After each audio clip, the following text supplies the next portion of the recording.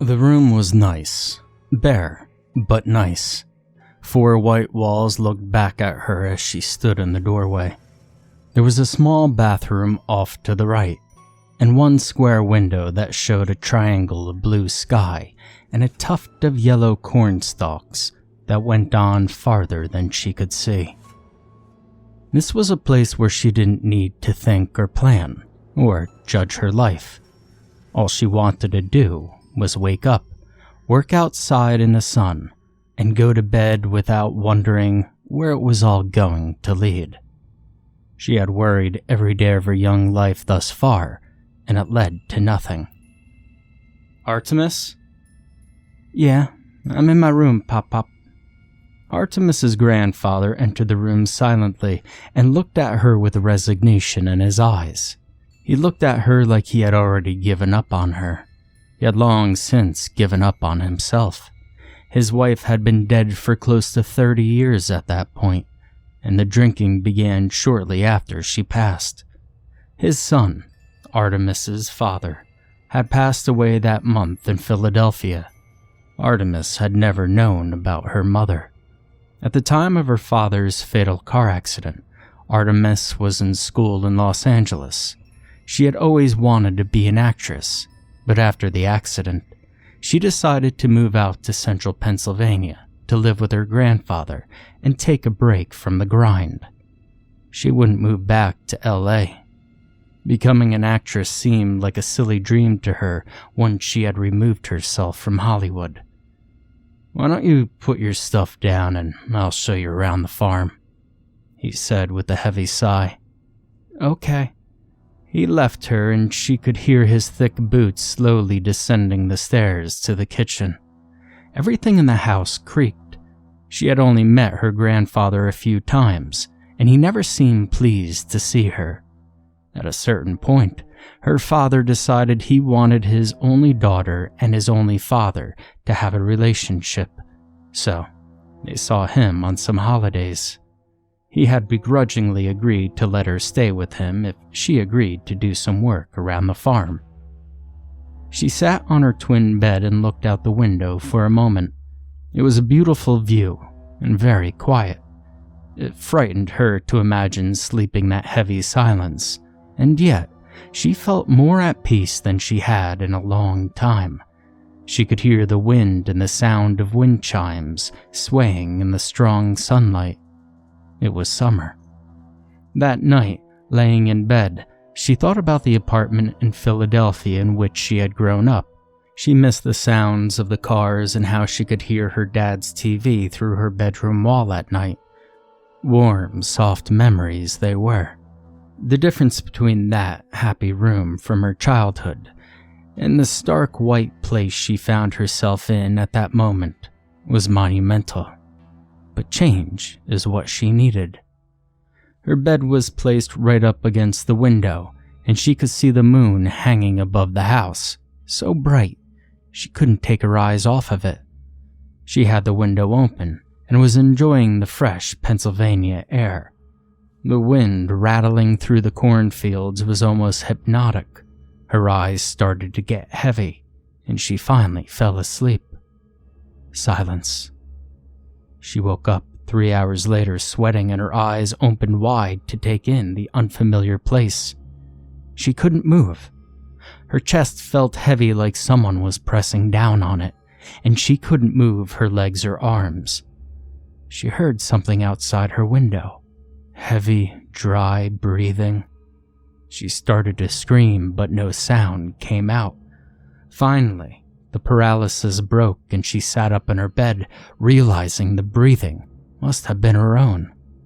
She tried to steady her breath, but still, the silence. She couldn't hear a thing. Had she gone deaf, or was it really that quiet? She leaned her head out of the window and breathed in the cool air. Then she saw something standing there watching her. At the edge of the corn, completely illuminated by the moon, was a man. The man wore black dress pants, a white dress shirt, and black suspenders. His clothes looked big on him as they flapped in the soundless wind. There were dark holes where his eyes should have been, and there was some kind of light burning deep in his eye sockets. He was grinning and looking at her window, looking right at her. He slowly stepped out from the cornfield into the road, and she could see that he had no lips or nose, and her stomach twisted as she realized that the grin was a permanent one. She stared at her with her mouth open for what felt like hours, until she blacked out. The next morning she woke up from a very heavy sleep and almost forgot about what had happened the night before. She sat up, rubbed her head, and felt a lump there. Suddenly, the memory of the man in the cornfields came back to her. She looked out of the window at the spot where the nightmare had begun that night. Nothing. She shut the window with an effort and noticed a spot of blood on the frame. She must have hit her head and knocked herself out. Artemis quickly pulled some boots on and ran down the steps looking for her grandfather. He was already working out in the barn. She halted at the door, just as intimidated of him as she was as a child. "Pop, can I talk to you, please?" "Well, look who's up.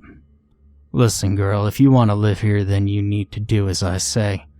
You need to get up early, like I told you, and learn about what I do here. I won't have you living off me and hanging around like a slug all day." He turned toward her on the last sentence, and she could see the disgust on his face. He looked her up and down and spit on the ground, waiting for her to say something. Pop, I saw something last night. Outside my window, there was she stammered. The tears were beginning to well up as she realized that this hardened old man was the only family she had left, and he seemed to deeply despise her. What? What story do you have for me? What excuse, huh? Well, you saw something? What did you see, little girl? Your own shadow? I don't know. I thought...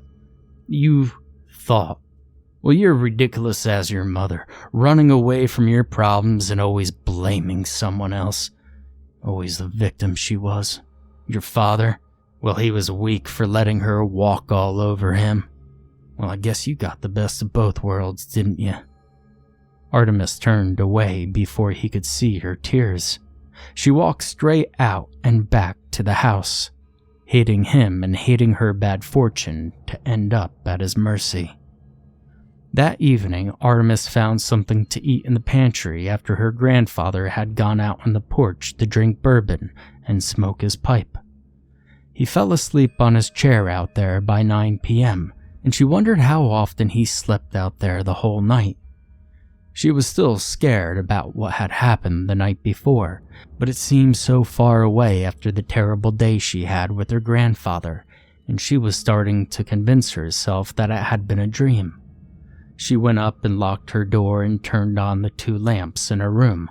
She closed her window and the curtains and moved her bed to the other wall so that she wouldn't have to sleep near the window. She was determined to wake up early and shadow her grandfather the next day. He was a grumpy, spiteful man, but she had a desire to win him over. He was all she had, and she had nowhere else to go. Not yet, anyway. She took a quick glance out the window and saw nothing out of the ordinary, and walked back over to her bed to try to sleep. One of the floorboards in the center of the room creaked when she stepped on it, and she felt it shift. She bent down and pushed on one corner of the old wooden plank, and felt it wiggle a bit. She was able to lift up one corner, and the whole board lifted up. There was a shallow hole underneath with some dusty old comic books and a bound leather notebook sitting inside. She pulled them out and dusted them off. The comic books were corny, short horror story compilations. They must have been her dad's. This would have been his room when he was a kid, and he always loved scary stories. When Artemis was a kid, he would let her stay up late on the weekends and watch Tales from the Crypt, or whatever creepy movies they would find. They would each take a blanket and bundle up on the couch, with only their eyes peeking out. He would feign being afraid, and she would giggle and snuggle closer to him. It was one of their favorite things to do together. She looked through the old books and started to cry. She thought she might find comfort in living with her father's father, but she realized that day why her dad had run away from home at 16. His dad was a very angry man, mostly because he was so desperately unhappy himself. She missed her father, who was the only person who ever seemed to understand her, and in that moment, she felt very deeply that she was alone. She opened the notebook then. It was a journal her father had kept. It had his name scribbled in the big, jagged letters of a first grader on the first page. She flipped through the pages and saw that the writing went from mostly stick figures and bad grammar to the long, angst-ridden rants of a teenager. She smiled and wrapped herself in a blanket on the floor and decided she would read through it. It was like being with him again. Most of what was written was about day-to-day events that happened to most kids. Her dad always did have a flair for the dramatic, and it even showed up in his adolescent writing. There was a passage that he wrote as a 5th grader, describing the injustice of getting sent to the principal's office for throwing rocks off the roof of his school building that was particularly flowery. She then noticed a pattern in his writing. Every couple of pages or so, there was an entry written in tiny, precise letters, describing some rather dark dreams that he had had. They seemed to start when he was about 10. They were only each about a few sentences long, but the way they were written gave Artemis a sick feeling in her stomach. And one went something like this. I was late again at school today. The teacher made me sit in front of the classroom facing everyone. It was the 3rd time this week. I can't sleep. I have bad dreams, and then I can't sleep until I see the sun, and I miss the bus. Keeps happening. I just wish he would leave me alone. A few of these entries were accompanied by stick figure drawings that normally she would have giggled at, but on that night, they made her very uneasy. They showed a tall man with big dark circles for eyes, standing next to a young boy. One had a moon and stars drawn overhead, and all of them had a stick figure person laying horizontally on the ground, somewhere nearby the man and the boy. The one laying on the ground never had a face. Artemis felt uneasy. She wondered if somehow her father and she had seen or dreamed of a similar thing. She kept on reading, hoping to find some kind of explanation. She read until she couldn't keep her eyes open anymore and fell asleep there on the floor holding her dead father's journal. Then she woke up to a gunshot. It ripped through her dreamless sleep and jolted her awake. She ran to open her door to see if her grandfather was okay, when another shot fired, this one coming from inside the house. She clasped her hands over her ears and backed away from the door. Her first thought was that maybe some animal had gotten into the house. This was the country, and she knew he kept a shotgun just inside the door. Then she thought of the face. She thought of the skinless face from her dream, from the cornfield. She thought of its grinning face slowly walking through the corn stalks in the moonlight, walking up to the house. It was an insane thought, but somehow she was sure it was true. Dread filled her body like lead, and when she heard her grandfather scream and go silent, she crumpled to the floor. It was silent for a few moments, and then she heard something moving down there. Her paralysis broke, and she grabbed her father's journal and her phone and shut herself inside her closet, not knowing what else to do. She called 911 and told the operator that someone was in the house and that it had killed her grandfather. The operator said they would send someone over and to stay on the phone. Then, to Artemis's terror, she heard footsteps ascending the stairs. They were soft and shoeless footsteps, and she told the operator to hurry up, and she hung up, afraid it would hear the woman speaking through the phone and find her. Artemis started to pray. She prayed for her father to hear her and to keep her safe. Warm tears fell down her cheeks as she heard the footsteps stop outside her door. The doorknob shook furiously, and she put her hand over her mouth, knowing it wouldn't do any good. She opened her father's journal, wanting to read his words before the thing got to her. She opened to the last page, and in the bit of light coming from under the closet door, she read his words. "I'm leaving this place. If you find this journal, Dad, you'll know why I had to go. How many times did I try to tell you what was going on, and how many times did you tell me to be a man and stop reading my fantasy books? You never believed me. Or maybe you did and you just couldn't face it. See, there's something bad here. There's a thing out there that watches us, and it gets closer every night. Last night it came to our door and tried to get in. Some nights it just circles the house. It took Mom, and now it wants me. I know that now. I know her death wasn't an accident. Now I don't know what it is, but I can't stay here another night. I just want you to know that all I ever wanted was for you to be proud of me.